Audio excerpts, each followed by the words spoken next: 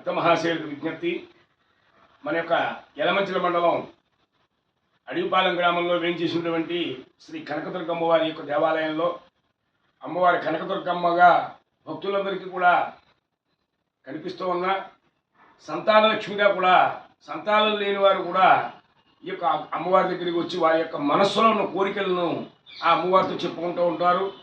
ఆ యొక్క అమ్మవారి యొక్క దయ కటాక్షం వల్ల పిల్లలు లేని వారికి కూడా బిడ్డలను ప్రసాదించేటటువంటి శ్రీ కనకదుర్గమ్మ సంతాన లక్ష్మిగా కూడా భక్తులందరూ కూడా ఇక్కడ పిలుస్తూ ఉంటారు.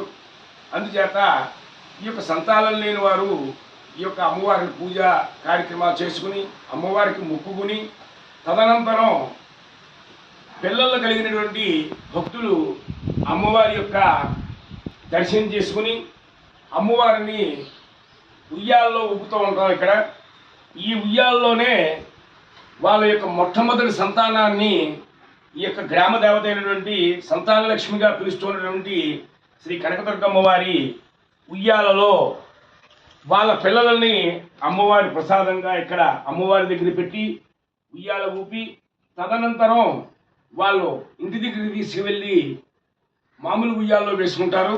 మొట్టమొదటిగా అమ్మవారి యొక్క ఉయ్యాల్లోనే ఇక్కడ వేసి వేడుకంతా కూడా ఇక్కడ చేసుకుని అందరూ కూడా తదనంతరం ఇంటికి వెళ్ళి వాళ్ళు ఉయ్యాల్లో వేసుకుంటారు.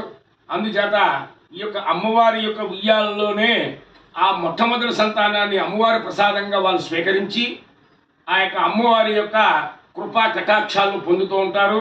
కావున 50 మంది భక్తులందరూ కూడా ఇక్కడికి ఇచ్చేసి అమ్మవారిని దర్శించి పిల్లలు లేని వారందరూ కూడా మనస్సులో సంకల్పించుకుని తదనంతరం అమ్మవారి యొక్క కరుణ వల్ల కటాక్షం వల్ల పిల్లలు కలిగిన వారందరూ కూడా ఇక్కడికి విచ్చేసి ఆ అమ్మవారికి చూపించి ఆ యొక్క అమ్మవారి యొక్క ఉయ్యాల సేవలో ఆ యొక్క పిల్లల్ని పడుకోబెట్టి తదనంతరం ఇంటికి వెళ్ళి వాళ్ళ మామూలు ఉయ్యాల్లో వేసుకుంటారు.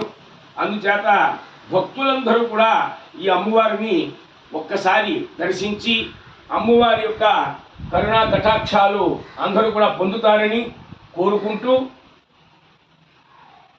అడవిపాలెం గ్రామంలో వేయించేసినటువంటి శ్రీ కనకదుర్గమ్మ దేవాలయం ఆలయ కమిటీ అడవిపాలెం